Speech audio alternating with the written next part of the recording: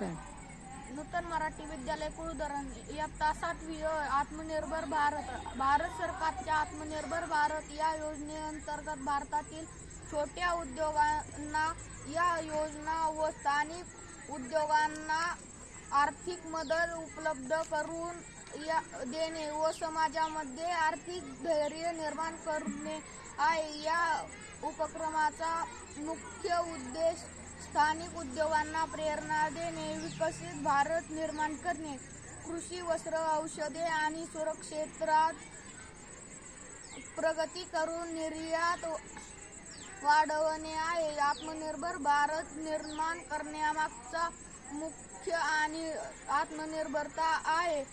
यासाठी इयत्ता 7वीच्या विद्यार्थ्यांनी वरील विषयांना अनुसरून घरी उपलब्ध असणाऱ्या टाकाऊ साहित्यापासून एक मॉडेलची निर्मिती केली आहे.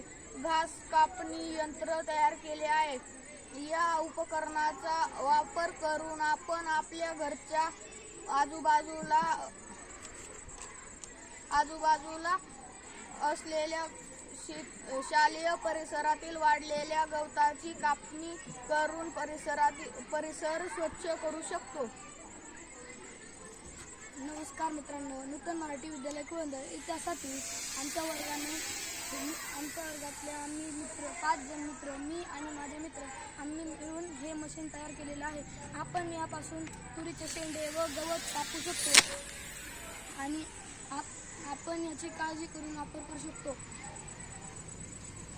हे मशीन तयार करण्यासाठी एक पाईप घेतलेला आहे व त्याला 2 कॅप लावलेले आहेत वर आणि एक एल्बो घेतलेला आहे. त्याला 2 ब्लेड लावून एक मोटर लावलेली आहे.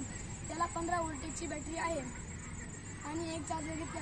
आपण त्याला पंपाच्या चार्जरनेही चार्जिंग करू शकतो व आपण त्याला पंपाला जोडूनही चालू करू शकतो.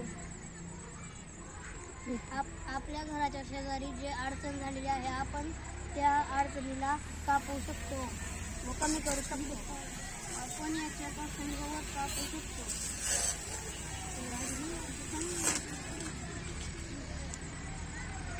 बोल ना. हे राज्यामध्ये स्वस्त हे यंत्र आहे. हे कोणी घरी बनवू शकतो. शेंडे हे कापण्यासाठी हे यंत्र आहे.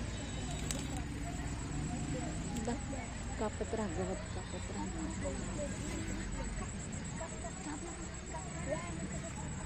चालू ठेव फक्त. काँग्रेसकडे